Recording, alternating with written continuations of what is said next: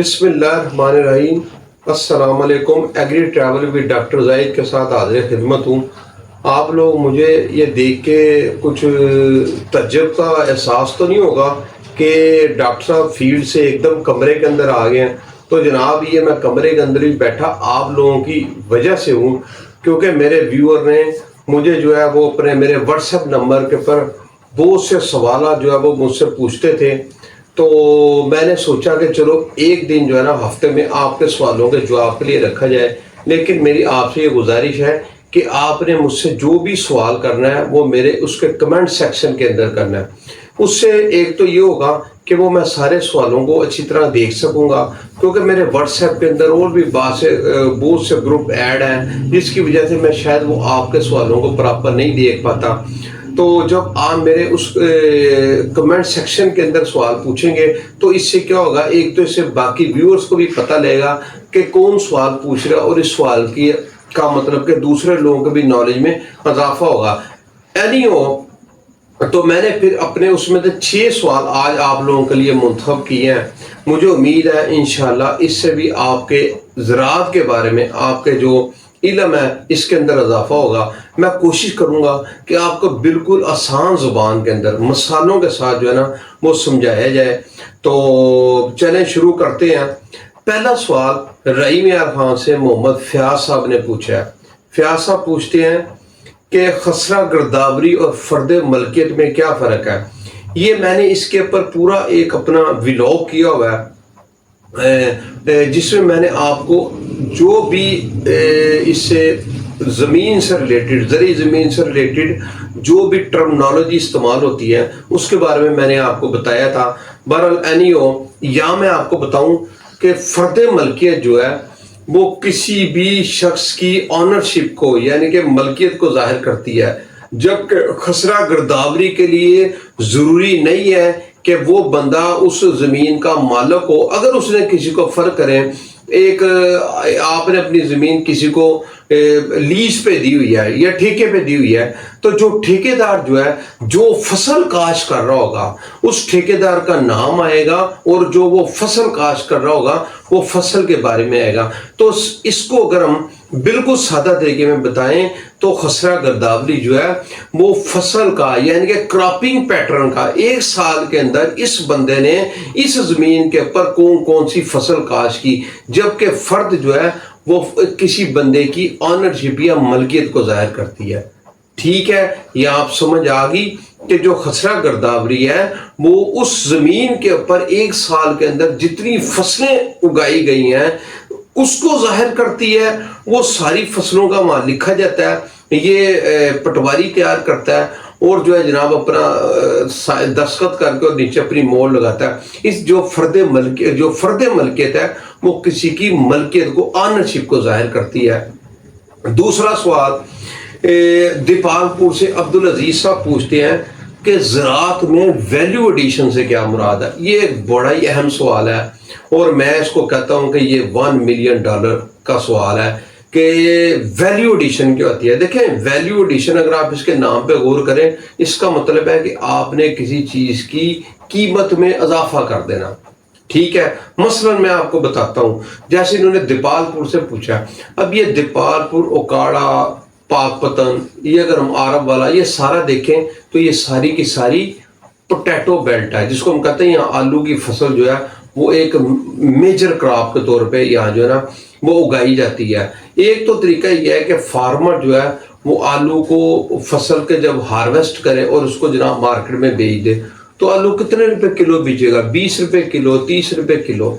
ठीक है, तो उसको फार्मर को इससे कम मुनाफा हो रहा है। लेकिन अगर वहीं एक फार्मर अपना एक चिप्स का, पोटैटो चिप्स का प्लांट लगा ले, तो 1 किलो आलू जब वो 20 रुपए का बेच रहा है तो 1 किलो आलू में कितने पोटैटो चिप्स बनेंगे, और वो पोटैटो चिप्स उसको पैक करके मार्केट में सेल कर दे, उसको वो लोकली सेल भी कर सकता है और उस अपनी क्वालिटी को बेहतर बना के एक्सपोर्ट भी कर सकता है। तो इससे क्या होगा, वो जो आलू 20 रुपए का था वो आलू हो सकता है 500 रुपए किलो उसको बिक जाए। इसको हम वैल्यू एडिशन कहते हैं। इसी तरह मैं आपको एक और मिसाल देता हूँ। टमाटर है, ایک فارمر ٹماٹر کو کاشت کرتا ہے، ٹماٹر کو وہ جب ہارویسٹ کرتا ہے تو وہ 50 روپے کلو 40 روپے کلو مارکیٹ کے اندر بک جاتا ہے۔ لیکن اگر وہ ایک اس کی ٹماٹو کی پیسٹ بنا کے وہ اس کو سیل کرے تو یہ جتنے بھی کیچپ والی جتنے بھی کیچپ بنانے والی یہ انڈسٹری ہے، فوڈ انڈسٹری ہے، اس کے اندر جناب ٹمیٹو پیسٹ استعمال ہوتی ہے، تو اس سے کیا ہوگا، اس کی ویلیو ایڈیشن ہوگی۔ تو وہ جو 40 روپے کلو والا ٹماٹر جو ہے وہ ہو سکتا ہے اس کو 200 روپے کلو یا 150 روپے کلو وہ جو ہے وہ پیسٹ بنا کے بیچے۔ یہ ویلیو ایڈیشن ہے۔ میں ہمیشہ کہتا ہوتا ہوں کہ اگر کسان نے اپنے منافع کو بڑھانا ہے تو اس کا ایک ہی طریقہ ہے کہ وہ ویلیو ایڈیشن کی طرف آئے، اور ہر علاقے میں جو فصل ہے وہ اپنی فصل کے حساب سے وہاں اس کی جناب ویلیو ایڈیشن کر لے۔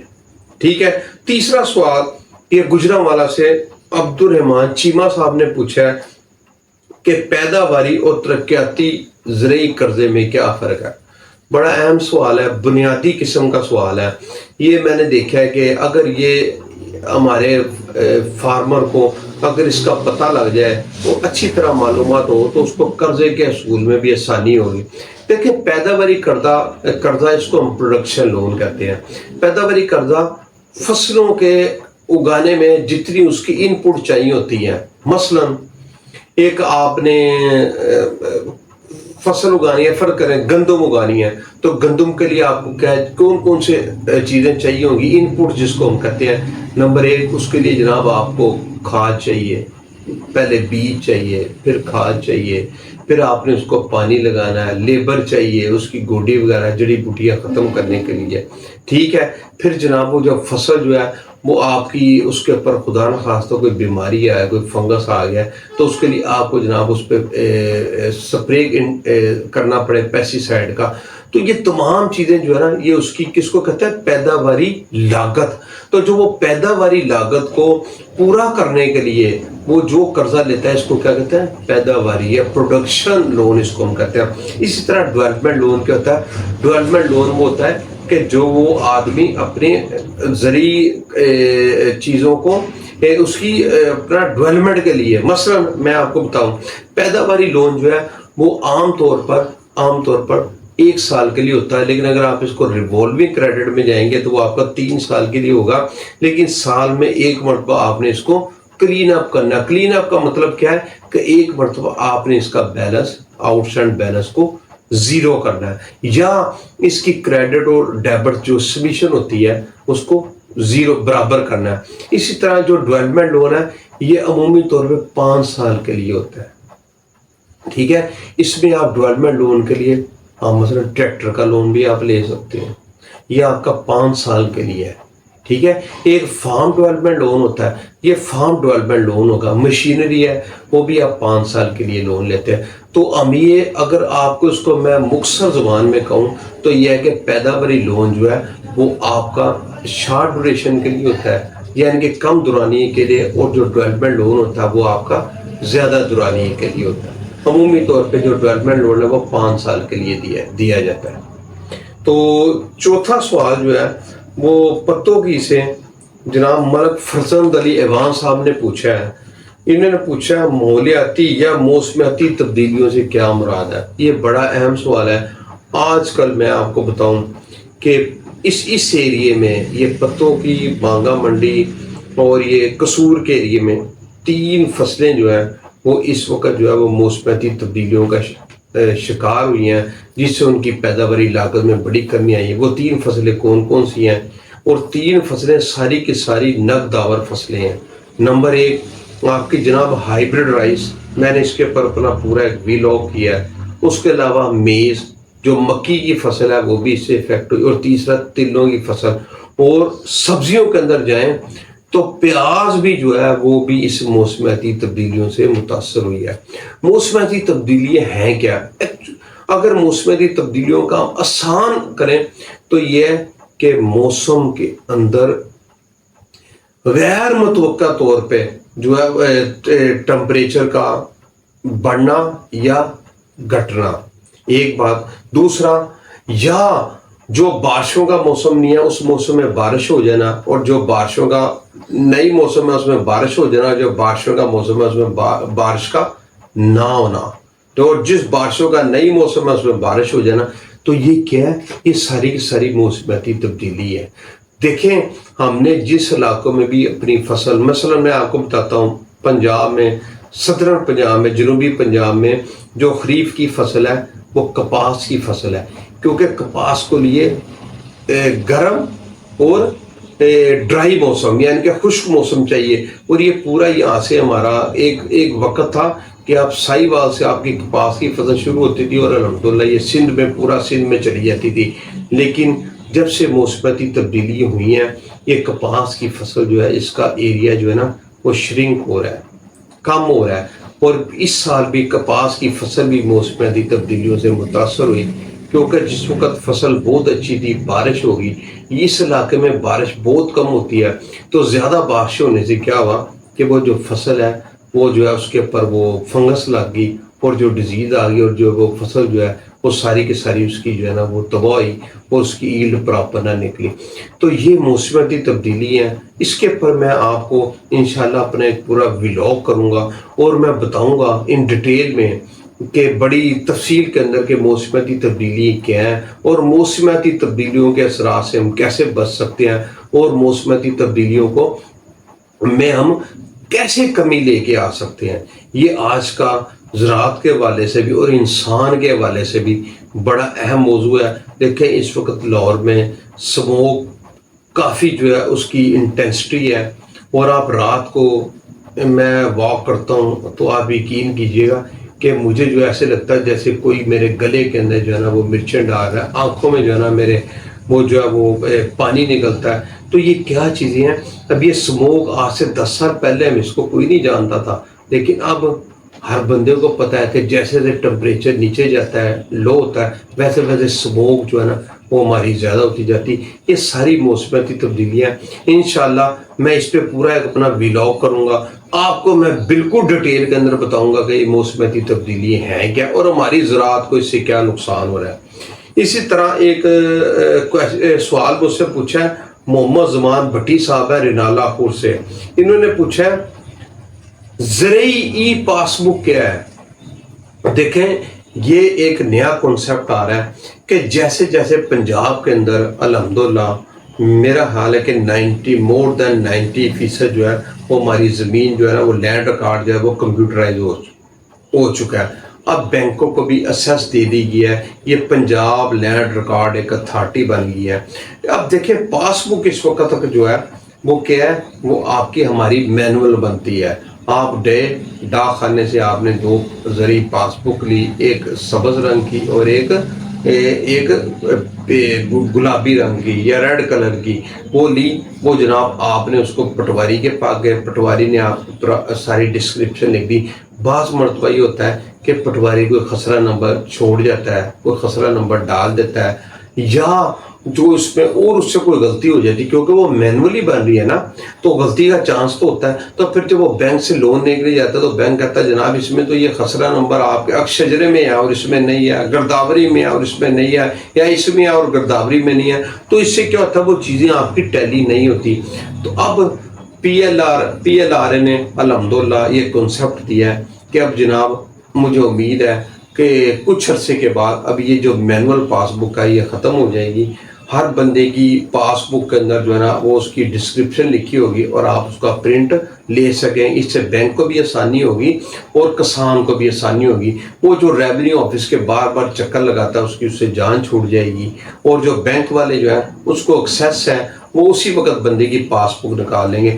تو یہ ای پاس بک یعنی کہ الیکٹرانک، ای کا مطلب ہوتا ہے الیکٹرانک پاس بک، ٹھیک ہے۔ تو یہ بڑا اچھا ہے الحمدللہ، ایک اچھا اقدام ہے پنجاب گورنمنٹ کا، اور یہ جو ہے نا اب تقریباً پنجاب کے تمام علاقے مور دین 90% جو ہے وہ ان کا لینڈ ریکارڈ جو ہے وہ کمپیوٹرائز ہو چکا ہے۔ یہ سمپلی جو ہے نا یہ ایک ای پاس بک کا الیکٹرانک پاس بک۔ اگلا سوال عبد الواحد صاحب میر پور خاص سندھ سے، انہوں نے پوچھا کون سا ایگری بزنس سب سے زیادہ فائدہ مند ہے؟ بڑا مشکل سوال پوچھا واحد صاحب آپ نے۔ اگر میں یہ آپ کو کہوں کہ یہ ایگری بزنس سب سے زیادہ منافع والا ہے، آپ وہ کر لیں، خدا نخواستہ اس کو اس میں لاس ہو جائے تو لیکن اس کے لیے چند اصول آپ اپنے ذہن میں رکھیں۔ نمبر 1، ایگری بزنس یا زرعی کاروبار آپ وہ کریں جس کا را مٹیریل آپ کو وہاں سے آپ کے علاقے میں سے مل جائے۔ مثلا میں آپ کو مثال دیتا ہوں، پچھلے دنوں میں نے ایک ولاگ کیا ہے ہلدی کے اوپر۔ اگر آپ ہلدی کا آئل نکالنا چاہتے ہیں، ایکسٹریکٹ کرنا چاہتے ہیں اور اس کو سیل کرنا چاہتے ہیں تو آپ کو جو انڈسٹری لگانی ہوگی وہ قصور کے ایریے میں لگانی ہوگی۔ اگر آپ فرق کریں کراچی کے علاقے میں فیکٹری لگا لیتے ہیں تو آپ قصور سے خرید کے آپ کو ٹرانسپورٹیشن چارجز کتنے پڑیں گے، آپ کی کاسٹ بڑھ جائے گی۔ تو ہلدی کا تیل آپ کو لیے جب مہنگا آپ خود ہی بنائیں گے تو پھر آپ اس کو ڈیفینیٹلی مہنگا بیچیں گے۔ جب مہنگا بیچیں گے جو آپ کے کمپیٹیٹر ہوں گے جن سے آپ کا مقابلہ ہوگا وہ سستا بیچ رہے ہوں گے تو آپ کی پروڈکٹ جو ہے وہ مارکیٹ میں پٹ جائے گی۔ تو اسی لیے آپ یہ کوشش کریں کہ جو چیز آپ کو وہاں اویلیبل ہے اسی کریں اور ویلیو ایڈیشن کی طرف آئیں۔ ٹھیک ہے، یہ فرق ہے سندھ کے علاقے کے اندر یا چلی جس کو ہم یہ سبز مرچ کہتے ہیں، تقریباً آپ کے علاقے کے اندر ایک سال میں 9 ارب روپے کا کام ہوتا ہے۔ تو آپ چلیں چلی ساس کی طرف آئیں، کوئی یہ چلی ساس بنا کے جناب آپ اس کی پیکنگ کر کے بیچیں، اور میں سمجھتا ہوں کہ یہ ایک پروفیٹیبل کام ہے۔ اگر آپ نان فارم کی طرف آئیں تو میں تو ہمیشہ یہ کہتا ہوں کہ آپ جناب کٹا فارمنگ کی طرف آئیں، وہ کیونکہ اس میں بیماریاں بھی کم ہے، اس کی دیکھ بھال بھی کم کرنی پڑتی ہے۔ تو آپ کٹا فارمنگ کی طرف آئیں، اس کا گوشت جو ہے وہ آپ لوکل مارکیٹ میں چاہیں تو آپ اس کو مڈل ایسٹ میں مشرق وسطیٰ میں ایکسپورٹ بھی کر سکتے ہیں۔ اس کے ساتھ ہی آپ سے میں اجازت چاہوں گا، آپ سے گزارش ہے کہ میرے چینل کو لائک کریں، شیئر کریں، سبسکرائب کریں اور اس کو میری ویڈیو کو پورا دیکھیں تاکہ جو ہے یہ آپ کو زیادہ سے زیادہ انفارمیشن جو ہے نا وہ ملتی رہے۔